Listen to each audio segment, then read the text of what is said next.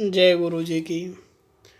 आज मैं गुरु जी का सत्संग आप सभी के साथ शेयर कर रहा हूँ कि एक बार गुरु जी के पास में बहुत सारी संगत बैठी हुई थी। तब एक अंकल जी बोले कि गुरु जी, मेरे जीवन में परेशानियाँ बहुत ज़्यादा हैं, इनका कोई निवारण बताओ। मैं पल में हंसता हूँ और फिर दिक्कतें दिखाई पड़ने लगती हैं। तब गुरुजी ने कहा कि संसार में दो ही चीज़ें हैं, जब सुख है तब दुख भी है, जब रात है तब दिन भी है, जब आशा है तब निराशा भी है। लेकिन अगर जीवन में अंधेरा दिखाई पड़ रहा हो तो उसका अर्थ ये नहीं कि पूरी जिंदगी अंधेरे में निकलेगी, नहीं, आशा की किरण भी आएगी। और अगर आपके जीवन में सब सुख ही सुख है तब ये नहीं कि दुख नहीं आएगा। व्यक्ति को खुद पर नियंत्रण रखना जरूरी है, क्योंकि समय बदलता रहता है। अगर संसार में दिन ही दिन रहता तब रात का आभास नहीं होता, और अगर हर व्यक्ति सुख ही रहेगा तब उसे दुख का आभास नहीं होगा। और दुख इसलिए होता है कि वह अपनों की पहचान कर सके। एक दोहा कहा गया है, सुख में सब साथी दुख में न कोई। कि सुख में आप नहीं जान सकते कौन हमारा अपना कौन पराया, क्योंकि जब आप सुखी हो तब सभी आपके पास में है।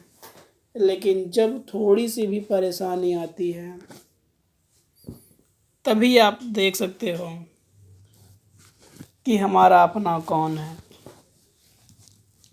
दुख के समय में जो आपके साथ में खड़ा हो, परेशानी में खड़ा हो, जान जाओ वही आपका अपना है। इसीलिए गुरु जी ने कहा कि मैं संसार की इन लीलाओं को देखते हुए हंसता रहता हूँ कि तनिक सी दिक्कत आई नहीं कि लोग घबराने लगते हैं। और क्योंकि गुरु जी तो खुद साक्षात शिव थे और सभी लीलाओं को देखने में सक्षम थे, तभी वो कह रहे थे कि मैं बस इन चीज़ों को देख देख के हंसता और मुस्कुराता रहता हूँ।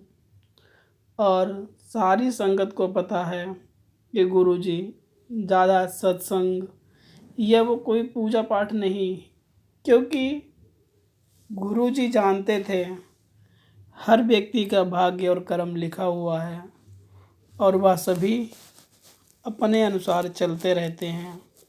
बस जो गुरु जी का है उसके थोड़े कम और निवारण ज़्यादा बना देते थे। वो हर समस्या का हल खुद ही निकाल देते थे जो उनके पास पहुंचता था। लेकिन वो सांसारिक लीलाओं को देखकर हंसते रहते थे। और उन्होंने उन अंकल जी से यही कहा कि संसार में सभी चीज़ें व्याप्त हैं। तुम जो दुख होते हो या सुखी होते हो, यह तुम्हारी मानसिकता है। जो चीज़ें आती हैं जाती हैं, क्योंकि ये सृष्टि का नियम है। इसलिए तुम अगर इन चीज़ों पर अपना ध्यान हटा दो और ईश्वर भक्ति में लगाओ तब तुम सुख ही सुख दिखाई देगा। और रही बात कि कष्ट, तो कष्ट, रोग, बीमारी, बाधाएं, ये सब चीज़ें इस सृष्टि का एक हिस्सा हैं। और तुम इन सब चीज़ों में ज़्यादा ना उलझो।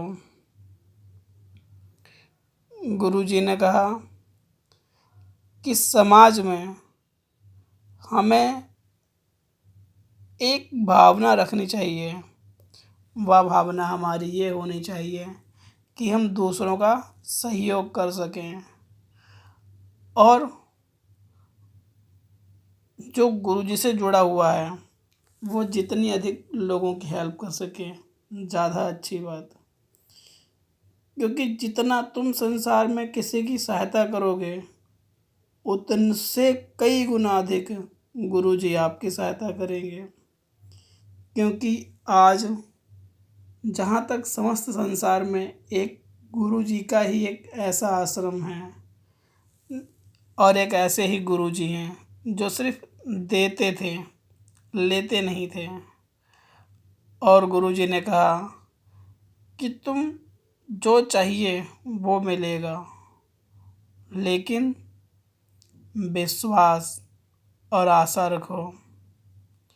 क्योंकि गुरुजी तो साक्षात शिव थे, इसीलिए सिर्फ वही कर्म के लेख को मिटा भी देते थे और सही से लिख भी देते थे। क्योंकि गुरुजी सृष्टि की लीलाओं को देखकर हंसते रहते थे और जहाँ लगता था उन्हें कि अब गलत हो रहा है तो बस इसीलिए गुरुजी ने अपना चोला इसलिए छोड़ा क्योंकि कई बार संगत उनसे मिल पाती नहीं मिल पाती और गुरुजी हर एक के घर नहीं जा पाते थे। पर जब उनने चोला छोड़ दिया तब से अब तक एक खासियत है गुरुजी में। जब सत्संग होता है तब वहाँ पर ब्लेसिंग ज़रूर मिलती है। क्योंकि सत्संग पहले नहीं लोगों के घर पे हुआ करता था। गुरुजी का चोला छोड़ने के बाद से लोगों के घरों पे, संगत के घरों पे सत्संग का जो सिस्टम चालू हुआ तो उसमें यही था कि हम जब गुरुजी को बुलाते हैं तब गुरुजी हमारे यहाँ आते हैं। उन्होंने कहा था कि जब मैं चोला छोड़ूंगा तब सत्संग के माध्यम से मैं अपनी हर संगत के घर जा सकूंगा। और उन्होंने सरदार जी को बताया, अंकल जी को, कि ज़्यादा दुखी ना हो, सब चीज़ें टल जाती हैं और विश्वास रखो हम पे। जब भी मन बेचैन हो ध्यान लगाओ और उस ध्यान के माध्यम से तुम इतना उसमें खो जाओ कि जो तुम्हें संसार में जितनी भी दिक्कतें हैं उन सबको मुझ पर छोड़ दो और बस तुम मेरा ध्यान लगाओ। उसके बाद में ना तुम्हारा मन विचलित होगा और ना ही तुम्हें कोई दिक्कत दिखाई पड़ेगी। और ये बात उन्होंने एक अंकल जी के लिए नहीं, संगत के सभी लोगों के लिए कहा था कि जो जो व्यक्ति संसार में परेशान और बेचैन है वह बस ध्यान लगाए। क्योंकि ध्यान के माध्यम से ही कोई भी व्यक्ति कभी भी गुरुजी से जुड़ सकता है और गुरुजी उस व्यक्ति की सभी मुसीबत और दिक्कतों को हर लेंगे। क्योंकि जब आप गुरुजी का ध्यान लगाओगे तब गुरुजी आपका भी ध्यान देंगे और भला करेंगे। जय गुरुजी, जय जय गुरुजी।